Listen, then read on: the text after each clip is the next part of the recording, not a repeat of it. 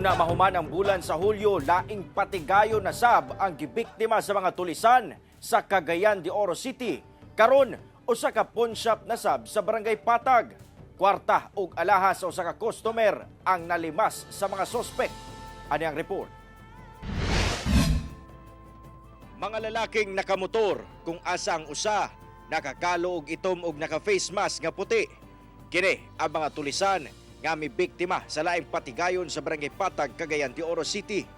Nahitabo kini adlong Miyerkules, banda alas 9 sa buntag. Kalit kami sulod ang mga suspitsado sa buong pawnshop o gipangtiunan og armas ang tenant ug usa ka customer.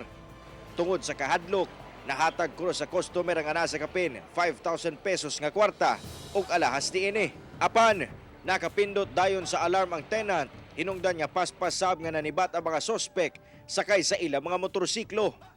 Giadtuan sa GMA Regional TV 1 Mindanao ang pawnshop nga giingong gitulis apan mibalibad na sila nga moatubang sa kamera.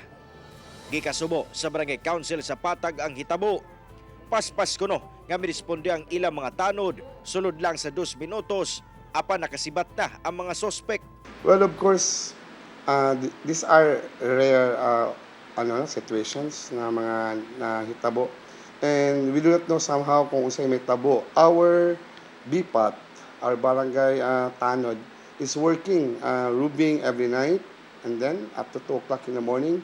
Sugyot sa kapitan karon ngadto sa mga nag-iyaw patigayon, labi na katong 24 oras nga naga-operate nga kung mahimo mukuha gyud sila og tao isip dugang seguridad sa ilang negosyo. But I am also encouraging them that the police visibility should be around the corner, not just only solving the crime on the aftermath. Gisuwayan sa GMA Regional TV 1 Mindanao nga makuha ang pahayag sa kapulisan apan wala pa kini mitubag sa atong mga mensahe. Kauban si Jaybert Pairat sa kamera. Ako si Cyril Chavez para sa 1 Mindanao.